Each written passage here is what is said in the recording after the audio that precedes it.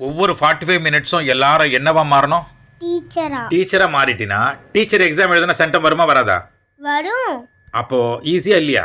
Easy தான். அப்புறம் நீயே டீச்சர் நீயே கரெக்ட் பண்ணிக்கலாம். நான் எப்படி டீச்சர் ஆக முடியும் அங்கிள்? நான் சின்ன பொண்ணாச்சே. அதாவதுடா டீச்சர் ஆவறதுனா என்ன அர்த்தம்னா டீச்சர் சொல்றதை அப்படியே புரிஞ்சுக்கணும். நாலேஜ் வந்துரும்ல. அப்போ teacher is equal to knowledge. Yes. Teaching is a teacher. Your teacher gives teaching. Teaching உனக்குள்ள வந்துச்சுன்னா நீ யாரு? நானே டீச்சர். கரெக்ட். அவங்க எப்படி டீச்சர் ஆனாங்க? அவங்களுக்கு யாரை சொல்லி கொடுத்தா? அவங்களோட டீச்சர். எத்தனை டீச்சர்? தெரியல.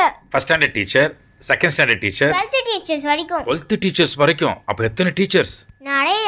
அப்புறம் காலேஜ் ப்ரொஃபசர்ஸ், அப்புறம் டீச்சர் ட்ரைனிங் ப்ரொஃபசர்ஸ். அப்ப எவ்வளவு டீச்சர்ஸ் அங்கிள்? 75 டீச்சர்ஸ் ட்ரெயின் பண்ணிருக்காங்க உங்க டீச்சரை. 75 ஆமாண்டா. அங்கிள் எனக்கு கொஞ்சம் புரியுற மாதிரி சொல்லுங்களேன். ஃபர்ஸ்ட் ஸ்டாண்டர்ட்ல எத்தனை டீச்சர்? ஃபர்ஸ்ட் ஸ்டாண்டர்ட்ல 5 டீச்சர்ஸ். 5 டீச்சர்ஸ். அப்ப 12 இயர்ஸ்க்கு 60. 60. காலேஜ்ல ஒரு 25 ப்ரொஃபசர்ஸ் வெச்சுக்கோ. காலேஜ் ப்ரொஃபசர்ஸ் 4 இயர்ஸ்க்கு 75 85 டீச்சர்ஸ் வந்துடுறாங்களா? அப்புறம் BEd training teacher training professors 2 இயர்ஸ்க்கு.